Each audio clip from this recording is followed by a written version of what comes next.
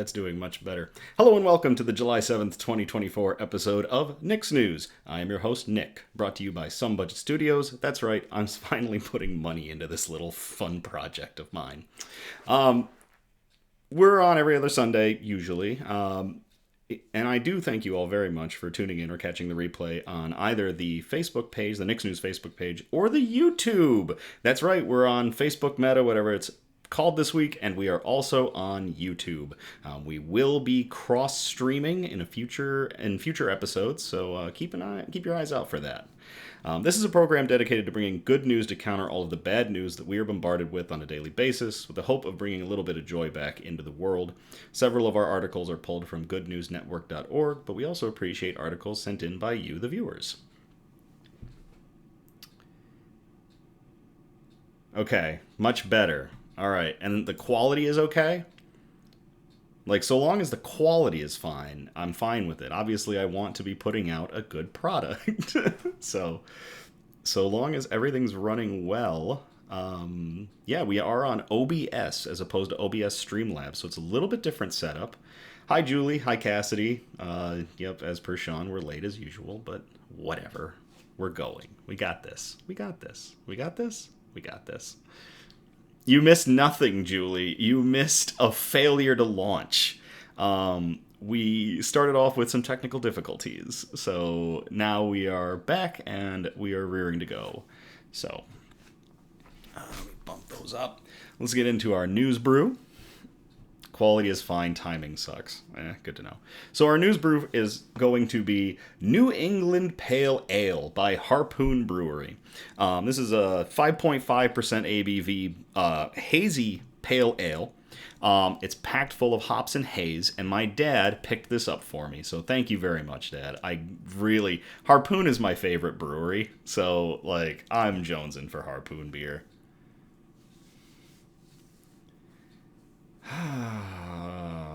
Sean's not gonna. No, I will forget about it. Sean will not let me live down the technical difficulties. So let's get our favorite, the Balisong bottle opener, because we need to take the top off this guy. And we have our Wicked Pissa pub glass, because Boston. Harpoon Brewery is based out of Boston, Massachusetts. I love it. Another reason for the Boston. So, let's see how hazy this hazy is.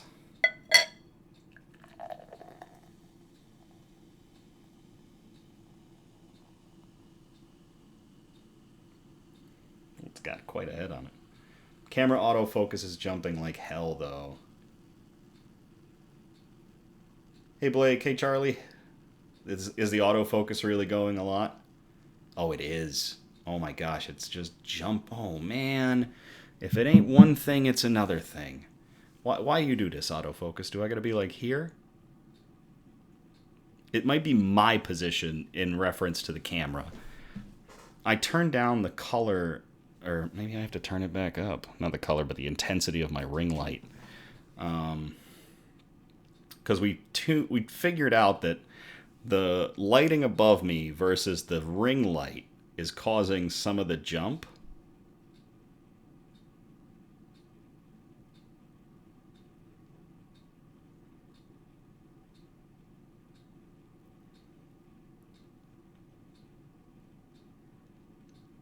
Julie is having a blueberry Arnold Palmer, wondering what it would taste like with rum or vodka. I would probably recommend rum because I'm not a vodka drinker, but that's just me.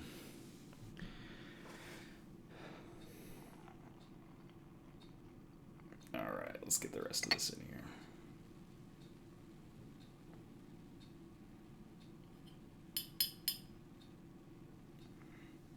She's hazy. She's got some haze to her.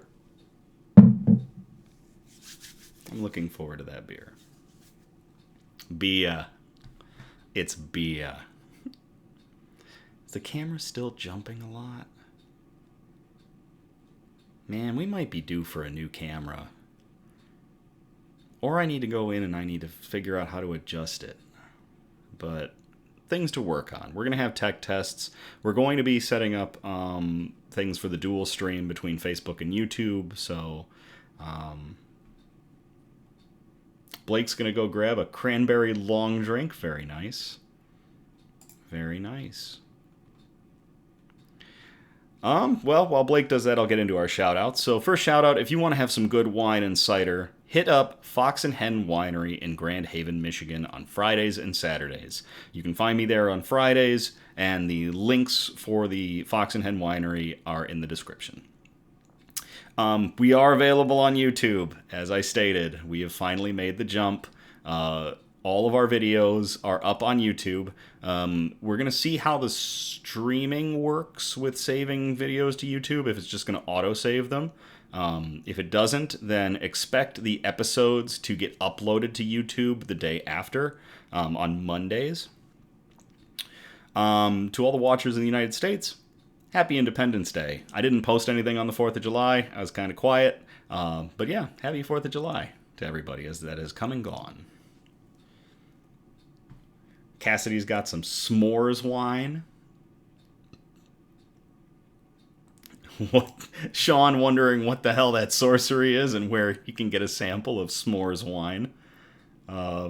Julie and Cassidy both joined me recently at Fox and the Hen. It was greatly appreciated. Loved seeing you both there. And yeah, so swing by Fox and Hen on Friday afternoons. I'm usually there from 5 to 7. So, yeah. News quote. All right, news quote. I like this one. The more you love, the more you can love. And the more intensely you love. Nor is there any limit on how many you can love. If a person had enough time, he could love all of that majority who are decent and just. And that is from Robert Anson Heinlein, who's an American science fiction author. They were an aeronautical engineer and a naval officer, and they're best known for their works Stranger in a Strange Land, The Moon is a Harsh Mistress, and Starship Troopers. And I really think that that's just a great quote that all of us need to hold on to and exemplify. The more you love, the more you can love, and the more intensely you love. Nor is there any limit on how many you can love. If a person had time enough, he could love all of that majority who are decent and just. So to Robert Anson Heinlein, cheers.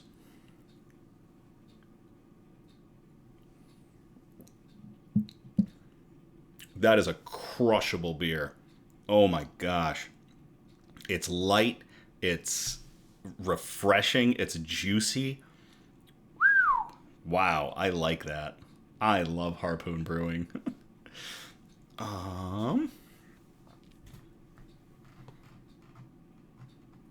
Yeah.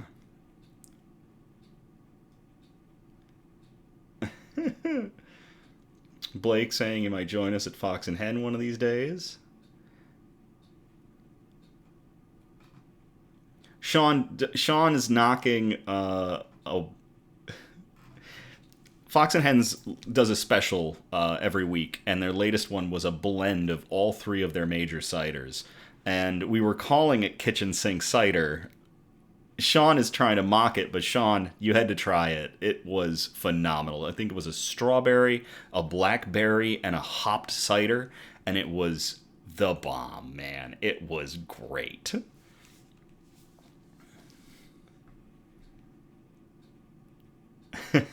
So, all right, I think we're going to get into our good news. Our broadcast is broken up into 4 major categories, and those categories are science and technology, health and medicine, flora and fauna, aka plants and animals, and we end on the wholesome notes, those really nice articles that are touchy-feely and pull at their heartstrings. So, let's get started. I called this first one a hell of a simulation, and this was sent in by Travis. So Travis, thank you very much for sending this one in. I will copy and paste this into the chat if y'all want to read along. Also, all the links to all of our articles can be found in the description if you want to check them out for yourself if you're watching the replay or if you're watching the live stream. So, one thing I do like about OBS is it puts my chat. Well, I can make a chat window. I'm gonna get some third-party software possibly to beef up OBS and make it easier for to manipulate the chat program. But it puts it right here so I can see it really well instead of having to flip back and forth. So, yeah. Crew of NASA's Earthbound simulated Mars habitat emerge after a year. It's like cicadas. The crew of a NASA mission to Mars emerged from their craft after a year-long voyage that never left Earth. The 4 volunteer crew members spent more than 12 months inside NASA's first simulated Mars environment at the Johnson Space Center in Houston. I used to live in Houston. I went to Johnson Space Center. It was very nice. Coming out of the artificial alien environment Saturday around 5 p.m. Kelly Haston, Anka Solar... oh boy, this is why I need to pre-read articles to get names right. So Kelly Haston, Anka Solariu, Ross Brockwell, and Nathan Jones entered the 3D printed habitat on June 25th of 2023 as the maiden crew of the space agency's Crew Health and Performance Exploration Analog Project. That's a mouthful. Haston, the mission commander, began with a simple hello. It's actually just so wonderful to be able to say hello to you all, she said. Jones, a physician and the mission medical officer, said their 378 days in confinement went by quickly. The quartet lived and worked inside the space of 17,000 square feet, 1,579 square meters for people who haven't landed people on the moon yet, to simulate a mission to the Red Planet, the fourth from the sun and a frequent focus of discussion among scientists and sci-fi fans alike concerning a possible voyage taking humans beyond our moon. The first Chapia crew focused on establishing possible conditions for future Mars operations through simulated spacewalks, dubbed Mars Walks, as well as growing and harvesting vegetables to supplement their provisions and maintaining the habitat and their equipment. I pre-read some... Sean just called me out, says I keep saying I'm going to pre-read. I pre-read some of the articles, just not all of them. I'll start pre-reading all of them, I promise, Sean, just for you. They also worked through challenges a real Mars crew would be expected to experience, including limited resources, isolation, and delays in communication of up to 22 minutes with their home planet on the other side of the habitat's walls, NASA said. 2 additional Chapia missions are planned, and crews will continue conducting simulated spacewalks and gathering data on factors related to physical and behavioral health and performance, NASA said. Steve Corner, deputy director of Johnson Space Center, said most of the first crew's experimentation focused on nutrition and how that affected their performance. The work was crucial science as we prepare to send people on to the Red Planet, he said. Julie says, I'm busy. I cannot be perfect. Thank you, Julie.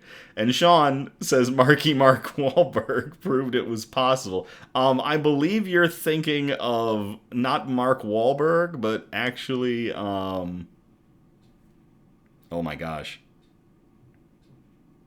I can't remember his name either. Matt Damon. That's right. Matt Damon. Gosh, every time I think of it, I think of the Team America portrayal of Matt Damon, or the way they portrayed Matt Damon. So, yep, thank you, Cassidy, as well, chiming in with Matt Damon. Sean immediately slapped for his incorrect statement.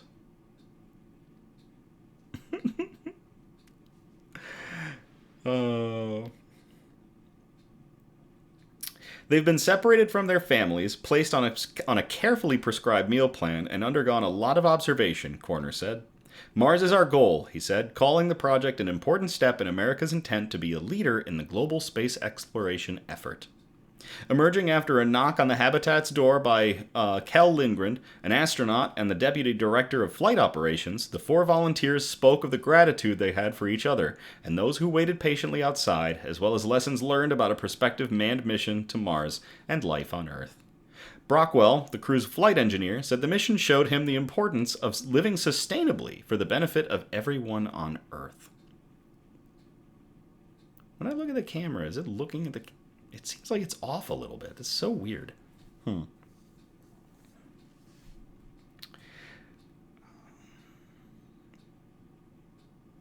I'm very grateful to have had this incredible opportunity to live for a year within the spirit of planetary adventure towards an exciting future, and I'm grateful for the chance to live the idea that we must utilize resources no faster than they can be replenished, and produce waste no faster than they can be processed back into resources, Brockwell added. We cannot live, dream, create, or explore on any significant time frame if we don't live these principles, but if we do, we can achieve and sustain amazing and inspiring things like exploring other worlds. Science officer Anka Solariu said she had been asked many times why there is a fixation on Mars. Why go to Mars? Because it's possible, she said. Because space can unite and bring out the best in us. Because it's one defining step that Earthlings will take to light the way into the next centuries. That is awesome.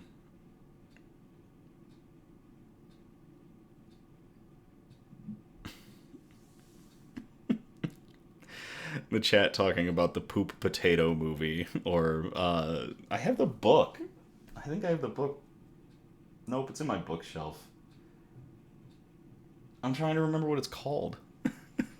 Someone hit me up in the chat. Remind me what that one is called.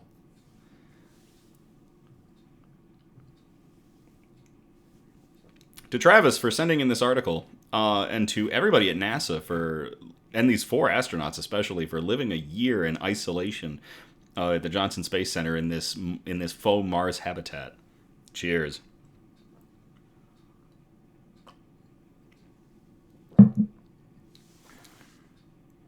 The Martian. Thank you all very much. Everyone just slapped me with The Martian. That's good.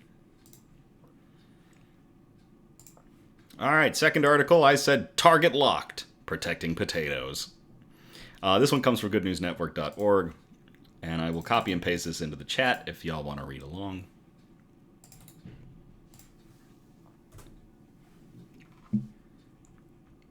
New, safer RNA insecticide can target only the devastating potato beetles and no other bugs. A genetically specific pesticide has shown to be lethal to the destructive Colorado potato beetle while leaving all other tested species, even the beetle's close relatives, unharmed.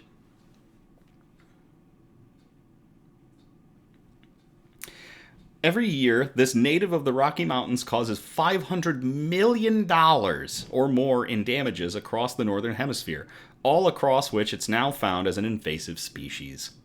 The company, Greenlight Biosciences, has developed a spray marketed as Calantha in the USA that uses RNA interference technology to target a gene called PSMB5 that codes for part of the cellular machinery that removes damaged proteins.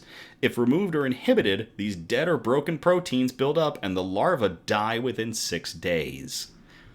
Very targeted. Yep, now we're talking about the potatoes. The potato beetle, which despite its name also damages eggplant, tomatoes, and bell peppers, has already developed immunity to 50 pesticide formulas. So we've been trying to just destroy this thing to save crops, and we're just not winning. It's just, on the evolutionary battle, it is finding immunity to pesticides, so we're going to choose something else. Much like bacteria developing immunity to antibiotics, crop pests have gradually developed resistance or immunity to many kinds of pesticides, keeping pharma and agri-science companies forever at the drawing board figuring out how to combat different worms, beetles, and moths that ravage crops worldwide. They are chewing through treated plants like it was nothing. Andril Alyokin, an entomologist at the University of Maine, told Science Magazine's Eric Stockstad of the moment in 2001 when farmers in Maine noticed the then new class of pesticides, neonicotinoids, were no longer effective. We actually did an article talking about neonicotinoids. And that wasn't too long ago, so the fact that neonicotinoids, which are a newer pesticide that was also very target-specific, started to not work, this beet'll be tough.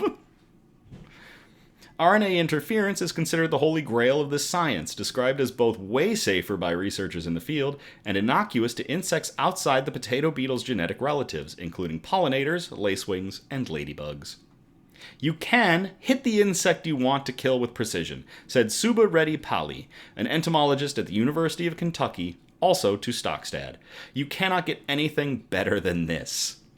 Produced in large batches at around $1 per gram, Calantha was approved by the United States FDA for use after it was found to be harmless to non-target species.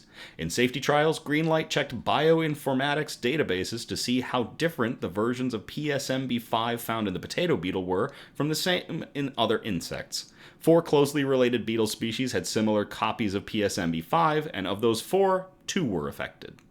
These 2 were both agricultural pest species, so get rid of them too. The pesticide research community is also excited about Calantha, that they are already devising strategies and precautions to prevent the potato beetle from developing an immunity to it. Greenlight has also applied for FDA approval on a Calantha variant for the varroa mite, aka the thing that sometimes causes colony collapse in honeybees. Which are also resistant to pesticides. So varroa mites are very resistant to pesticides and very difficult to treat because you need to make sure you don't kill the bees you're trying to save at the same time. So if we can use a version of Calantha to kill the mites, we can help save bee populations.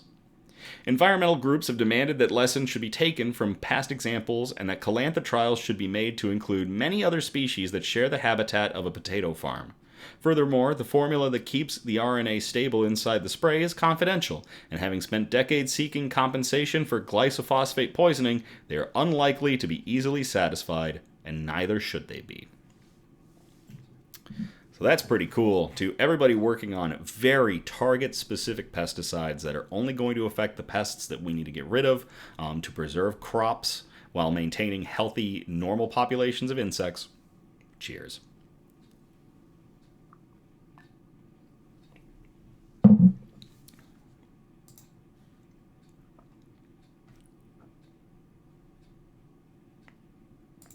So that gets us out of science and technology, which was category 1. We're going to get into category 2, health and medicine. This first one came from goodnewsnetwork.org. I call it a leap in life-saving. And I will copy and paste this into the chat if y'all want to read along.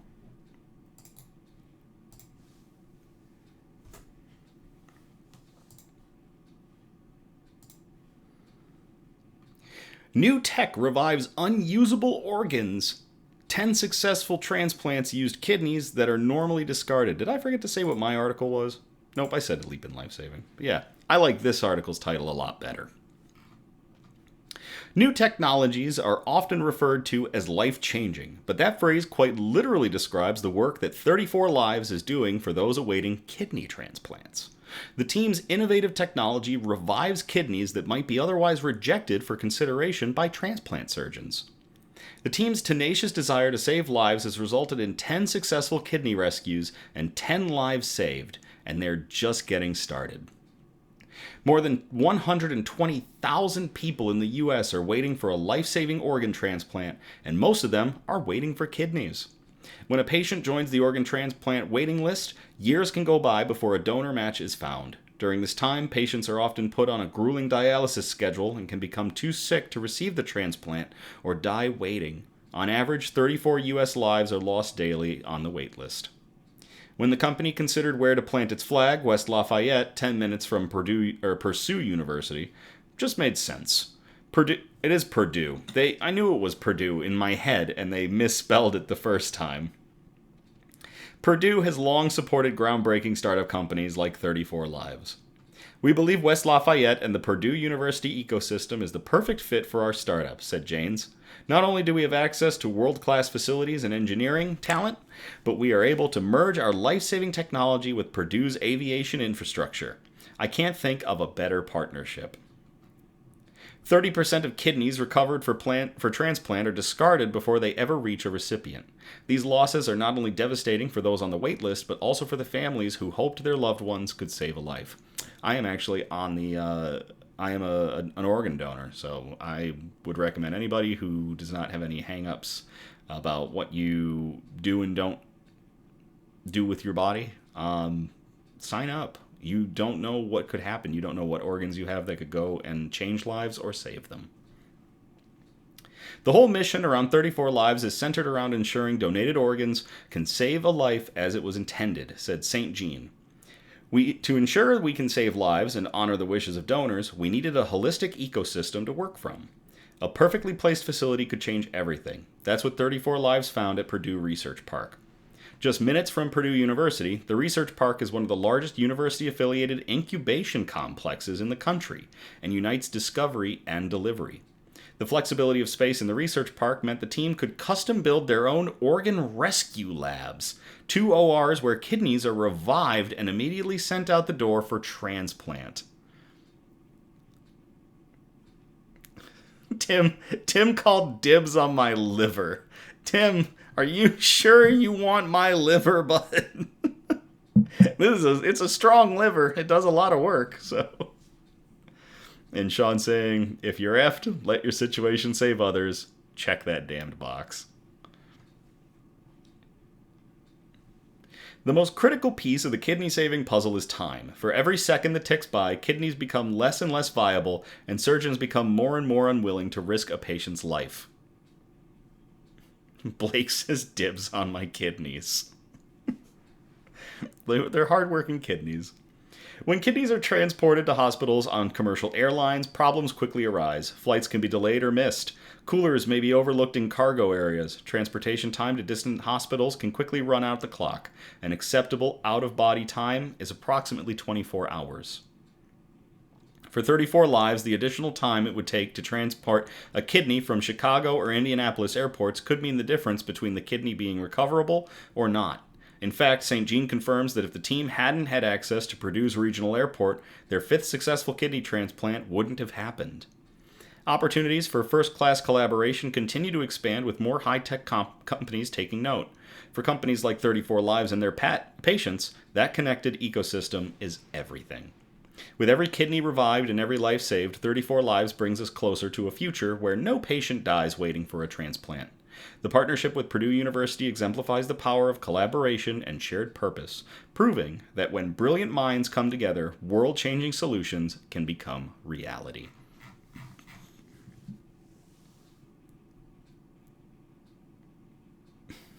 Charlie says, I'm curious on the state of pickledness for science. Everyone is fighting over my organs. Man, I like the attention, but not like this. So to 34 Lives and their partnership with Purdue University, saving lives by resuscitating kidneys for transplant. Cheers.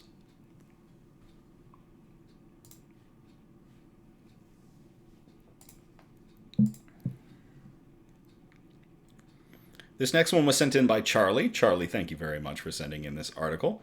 I called it Slowing Down Decline. I will copy and paste this into the chat if y'all want to read along.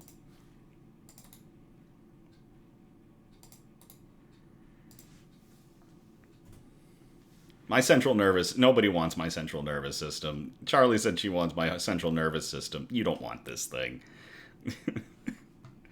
FDA approves new Alzheimer's drug, offering hope for slower cognitive decline.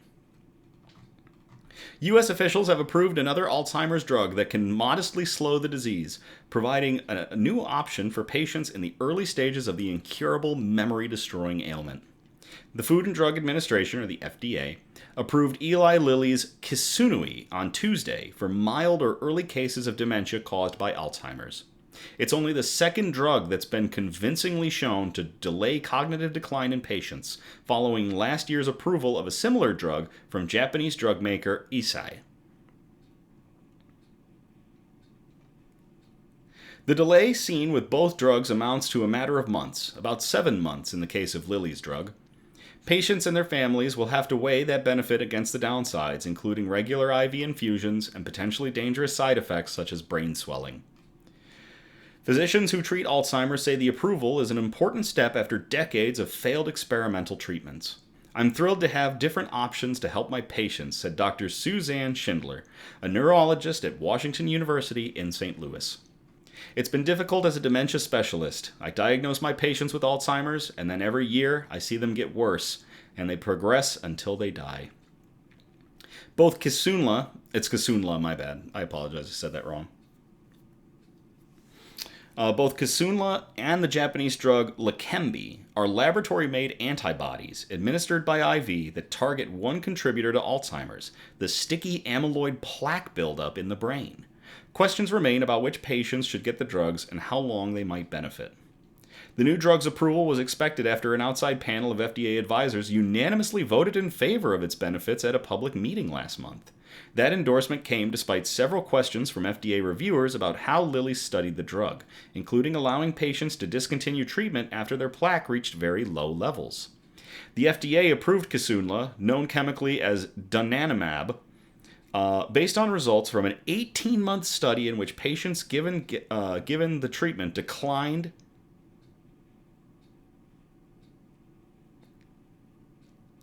so their cognitive status declined 22% more slowly in terms of memory and ability than those who received a dummy infusion.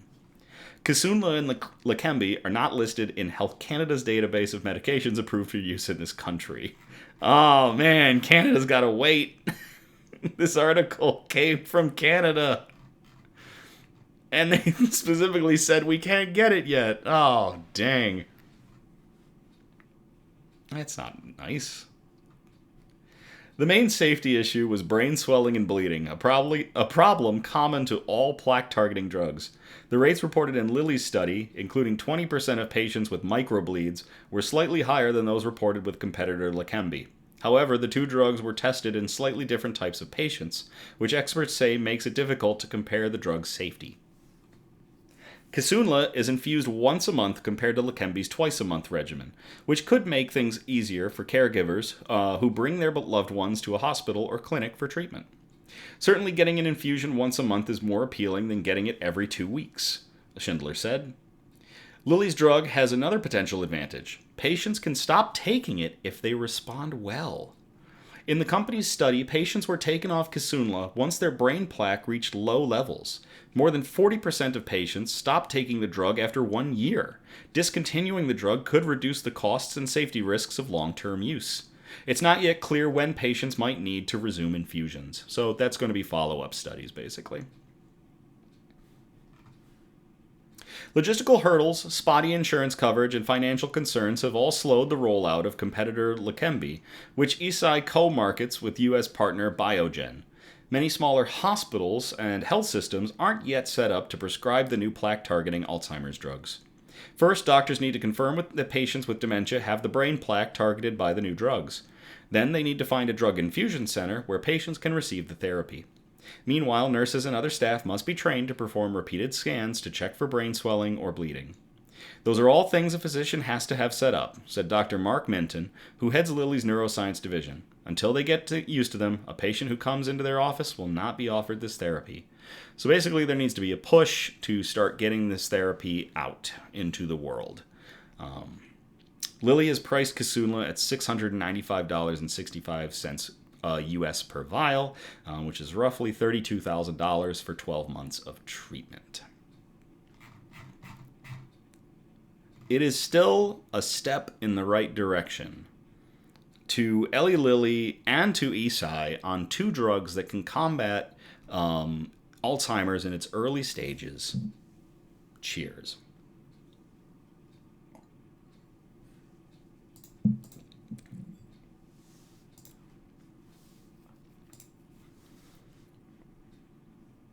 So that gets us out of health and medicine. We're going to go into category 3, which is flora and fauna, aka plants and animals. And we are going to start it off with an obligatory cat article. This one was... Oh, and Charlie, I'm so sorry. Back on that last one. Charlie, thank you very much for sending in that article on Alzheimer's. It's like I don't do this every 2 weeks. I got to remember how to do all this. All right, so we got our first obligatory cat article. This one was sent in by Cassidy. Thank you very much, Cassidy. I will copy and paste this into the chat if you all want to read along. And there's a reason that it's our first article right after health and medicine.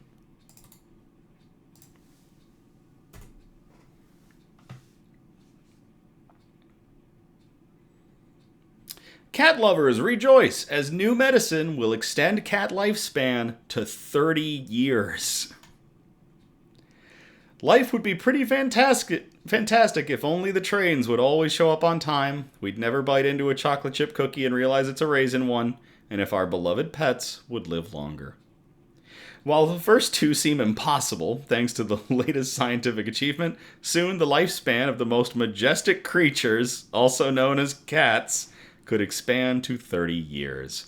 All thanks to the brilliant minds of Dr. Toru Miyazaki, and his research team. You can tell that this article was written by a cat lover. It's only going to continue tumbling like a ball of yarn from here.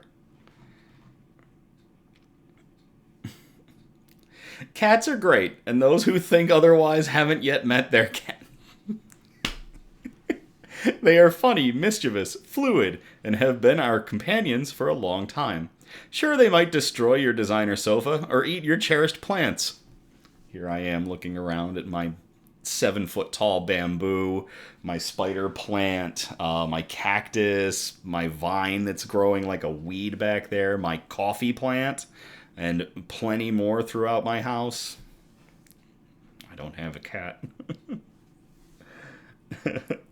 My cats are all with my friends, and I can visit those cats.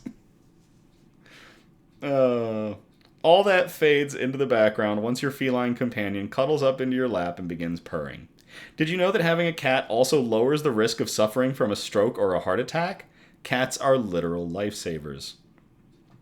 What adds to feline mystery is the belief that they have 9 lives, probably because they always land on their feet and survive even the most challenging conditions. Unfortunately, there is a silent threat that affects kitties: chronic kidney disease.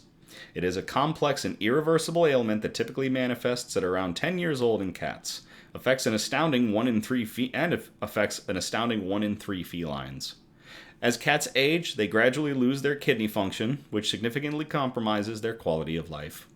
The current lifespan for cats is about 15 years, and everyone agrees that's not enough.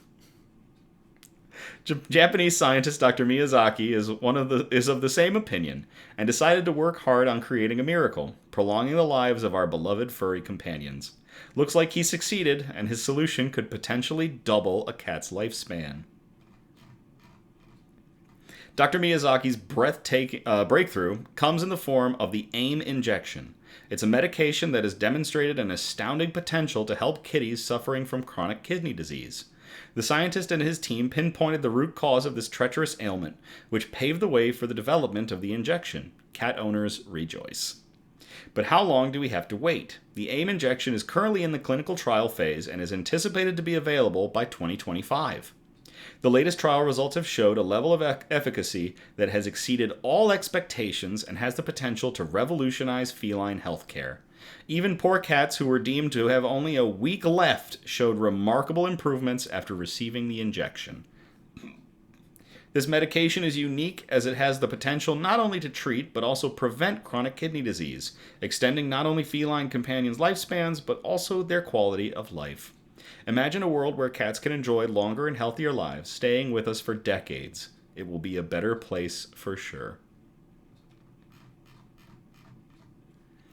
That's not all the good news. Dr. Miyazaki is determined to make this life-saving medication accessible to all. They plan to lower the medication's price to ensure that every pet owner can afford it. It shows the genuine love and care the researchers have for these wonderful animals.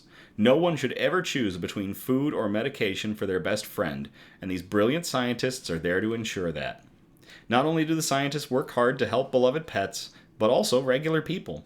During the COVID-19 pandemic, the funding for this study came to a halt.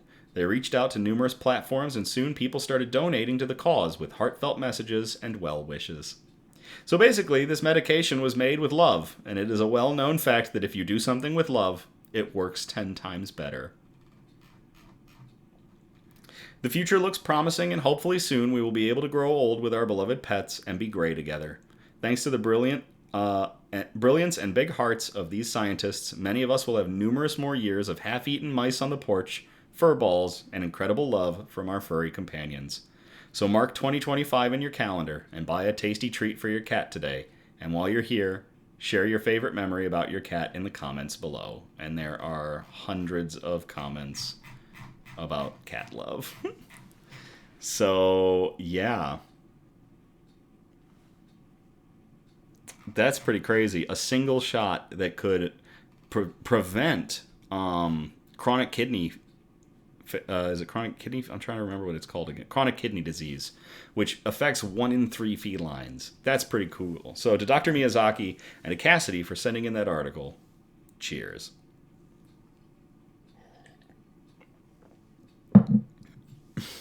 Charlie says, when I say I made it with love, it means I licked the spoon. Oh, that's a good one.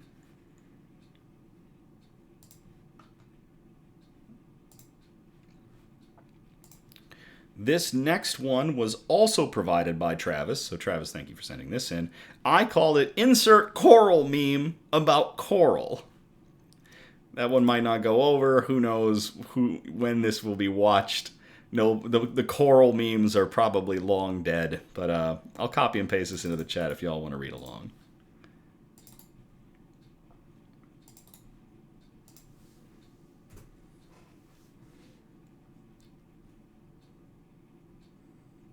Coral reefs can be regrown in just 4 years, according to a promising new trial. It's the positive environmental news we all need to hear. Efforts to heal the natural world can be successful. Why? A project led by scientists in the UK and Indonesia has successfully regrown damaged coral reefs in just 4 years.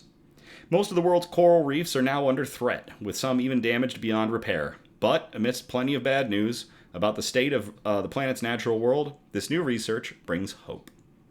Published in the journal Current Biology, the study reveals a method that can increase coral cover and even restore vital ecosystem functions, and fast. The speed of recovery that we saw was incredible, said study author Dr. Ines Lang from the University of Exeter. We did not expect a full recovery of reef framework production after only 4 years. Coral reefs are vital habitats for marine life and also protect coastal areas from storms and erosion. One such coastal area in South Sulawesi in Indonesia, where one of the largest coral reef restoration projects in the world is taking place. Known as the Mars Coral Reef Restoration Program, the project builds hexagonal reef stars, which are sand-coated steel structures, and attaches young corals to them. They then place them in reefs damaged by blast fishing, a practice that uses explosives to trap fish. In these areas, loose rubble stops young coral from growing, meaning there are no signs of recovery without human intervention. The team observed corals growing onto the structure. When corals grow, they add calcium carbonate to their frames, while some fish and sea urchins erode the carbon away.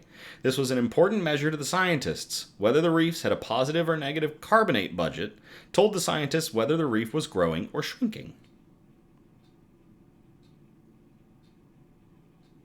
Eliza's running into problems with the feed. Is everybody else doing okay? I know earlier we had those technical difficulties. I hope we're not having them again. This would be a different technical difficulty. That last one was caused by me and my settings.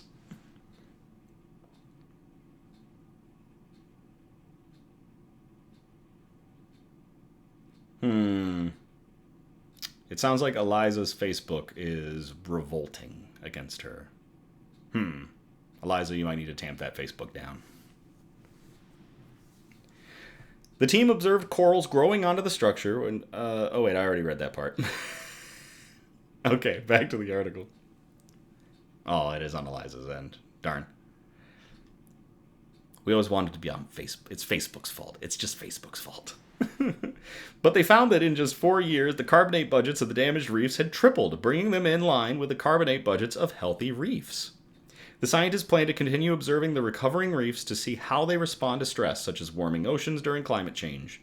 Restoration doesn't necessarily mean full recovery, as the restored reefs have not yet recovered their full diversity. In fact, the team only transplanted one type of corals known as branched corals, and these corals are more sensitive to bleaching when warmer seas cause the corals to die. However, the researchers hope they will recruit other coral species to form a more diverse reef. Lang said, "As is so often the case, there is no one-size-fits-all solution, but we hope that the positive example can be used as inspiration for other reef restoration projects around the world. That is fantastic. Travis, thank you very much for sending in that article, and to everybody involved at the University of Exeter with restoring reefs. Cheers.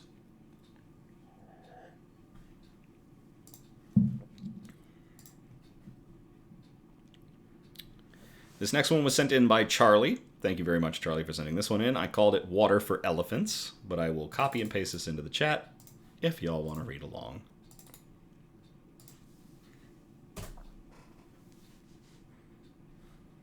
Miami-Dade fire rescue crews help keep Zoo Miami elephants cool. Miami-Dade fire rescue crews were called to assist zookeepers at the Zoo Miami on Tuesday to help keep the elephants cool amid rising temperatures.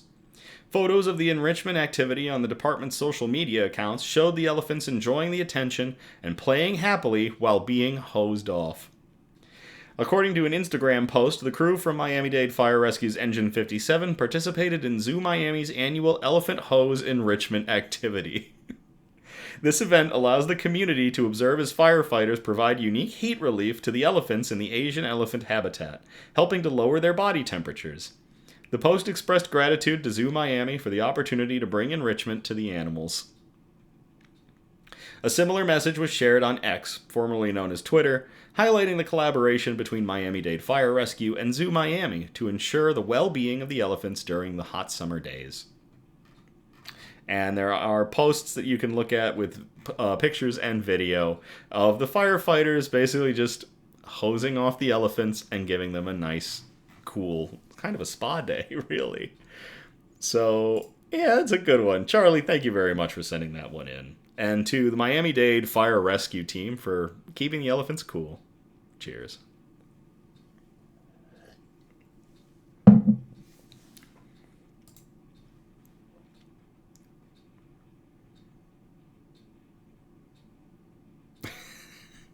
Charlie says, "Oh, to be an elephant getting blasted with a 1-inch trash line.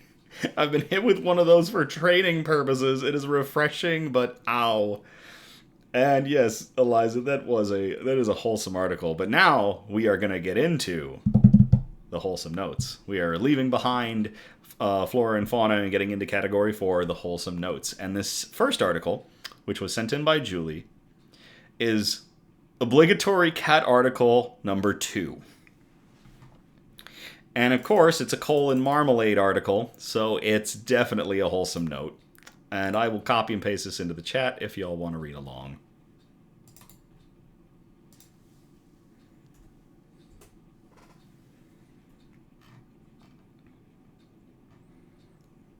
Tree Service puts no price on rescuing 100-plus cats from the highest heights.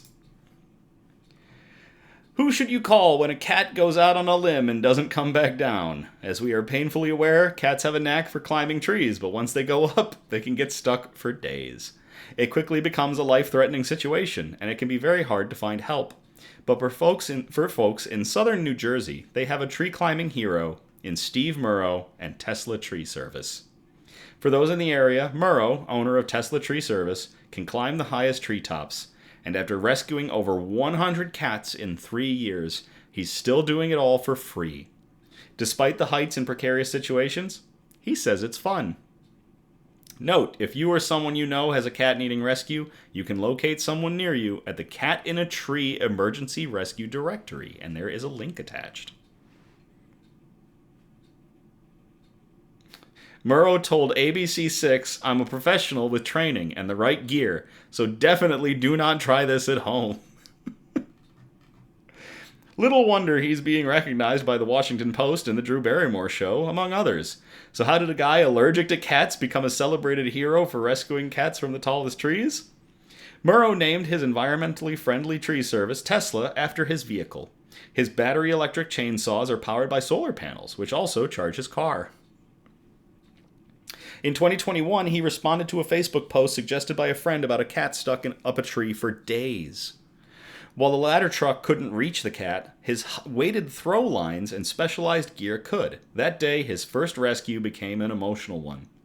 I literally cried when I held that cat and comforted him to let him know it was okay, Murrow told the Washington Post. He was so hungry and thirsty that he was starting to get organ failure.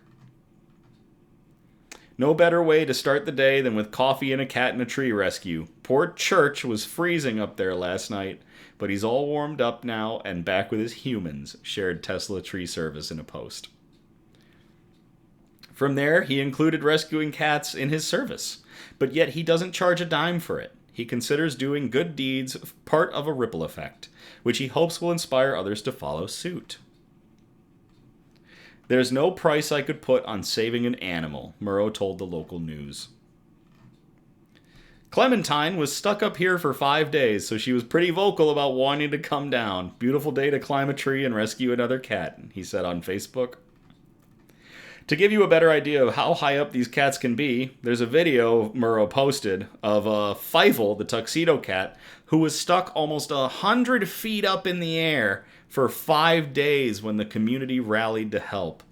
In the video, Fievel was clearly visible in the tree and the birds were attacking her.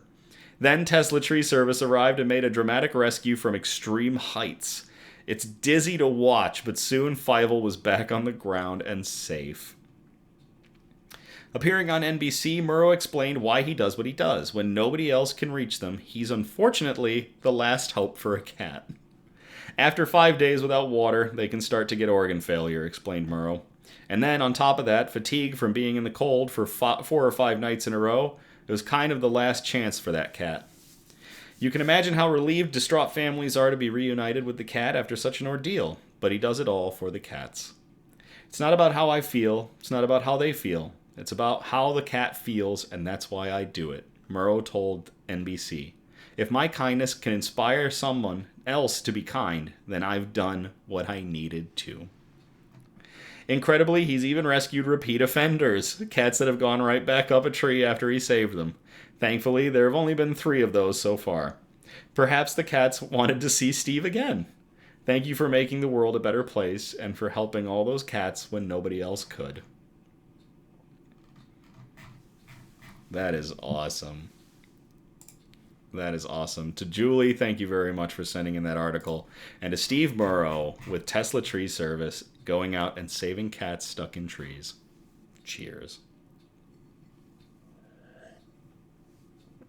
I guess that one could have a double title. It was obligatory cat article 2 and not all heroes wear capes. So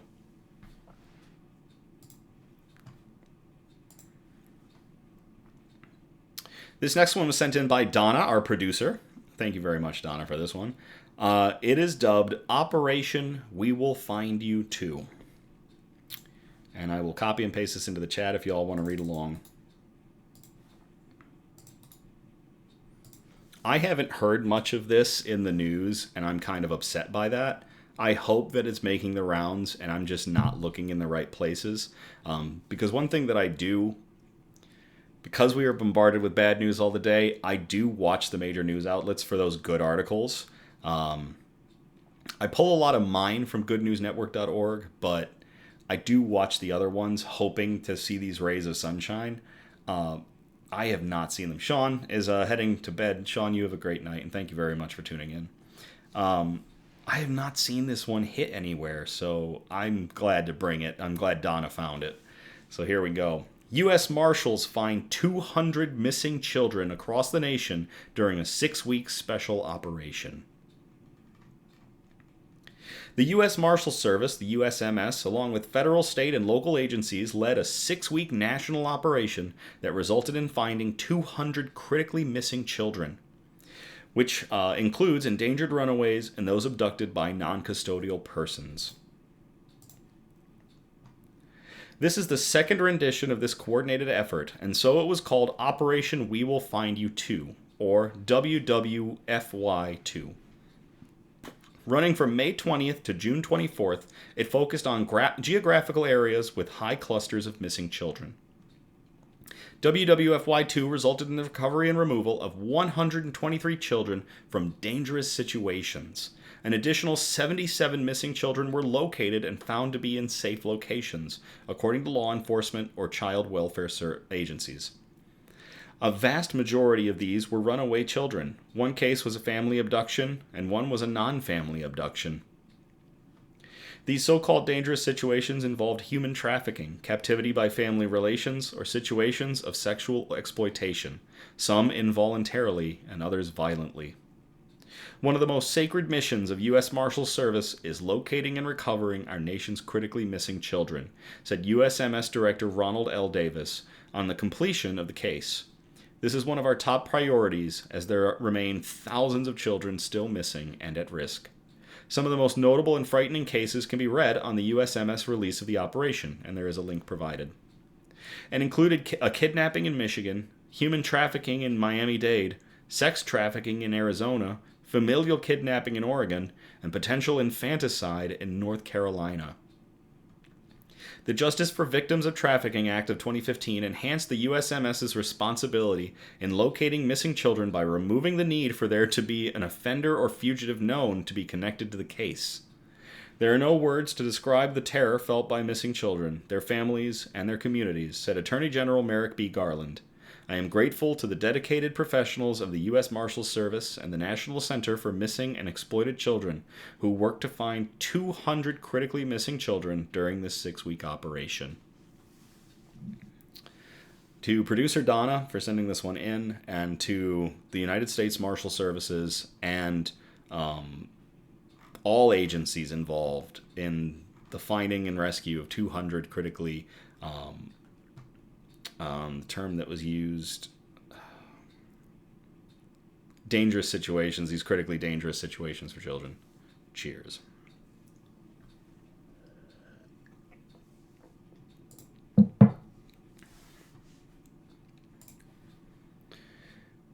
That gets us to our last article of the night. I called it 83 Years Later.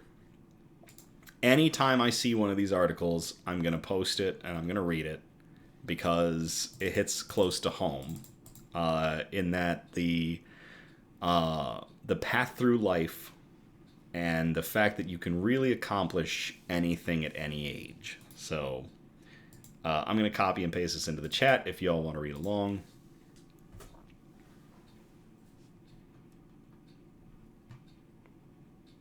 She finally earned her Stanford master's degree at 105.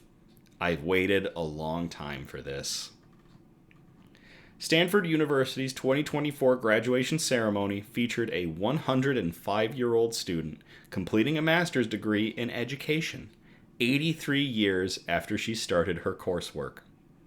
8 decades ago, her diploma was put on hold in favor of the bounties of a husband and children, but Virginia Hislop finally earned the chance to don a cap and gown and grab that parchment, to the applause of her peers. While attending Stanford in 1940, Hislop needed to write a master's thesis in order to achieve a master's degree, a significant challenge during the best of times.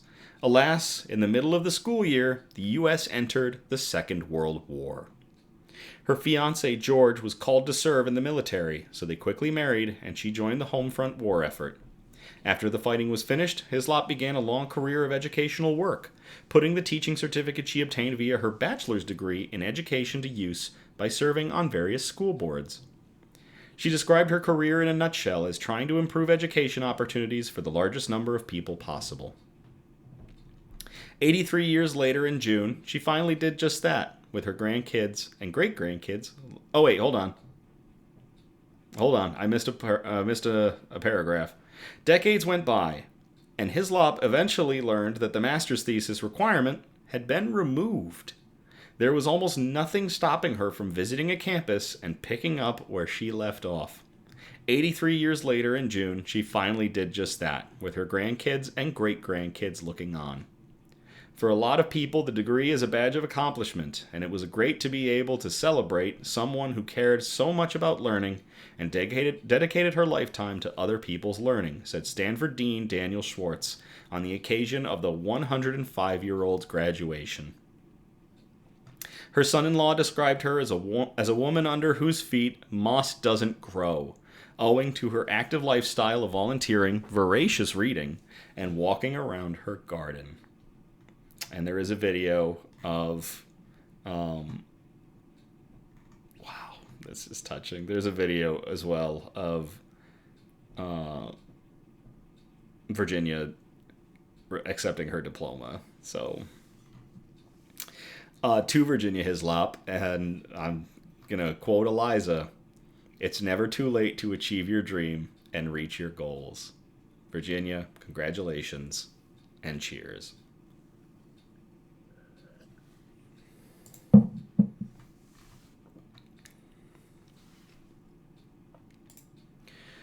Well, that's about it. Those were 10 great articles. Thank you all again for tuning in or catching the replay on the Facebook page or on the Nick's News YouTube page. There is a link in the description. Or at least there should be. There better be a link in our description. I think there's a link in our description. Again, we're usually live every other Sunday, but we might go to weekly broadcasts. There's a ton of good news that pops up in a 2-week basis, and you all do such a great job sending me articles that I actually finally made a separate document where I'm banking articles that you sent me. So, yeah. You have sent so much that I am banking them for future episodes. And goodnewsnetwork.org comes up with 3 pages of good news between 2-week intervals, so I might go to 1 week. I'm going to make a decision on that soon here. If we don't, our next episode is going to be on the 21st of July. I think I said June 7th at the intro. If I did, I apologize. Our next episode will possibly be on July 21st. Otherwise, it might be on July 14th, so keep an eye on our posts. We'll see when our next episode's going to be. I encourage participation, so if you feel inclined, you can post suggestions for news brews, for shout-outs, for news quotes, and especially for those good news articles that you find that I can present on future episodes. If possible, I do appreciate a variety of articles spread out across our categories, and those 4 categories, again, are science and technology, health and medicine, flora and fauna, aka plants and animals, and wholesome notes. And you can either message us here on Facebook, on the Facebook page and the messenger for it, or you can email us at somebudgetstudios@gmail.com. That's right, we have a dedicated email now for Nick's News, and it is somebudgetstudios@gmail.com. Yeah, as always, if you do feel inclined, subscribe. It gets us into the algorithm. I want to blow Nick's News up. I want to help spread joy. I think we all do. And I think this is a way to do it. We just have to get it out there. So if you feel inclined, please like and subscribe. As always, thank you again. I love you all. And have a great night, and I'll play us out.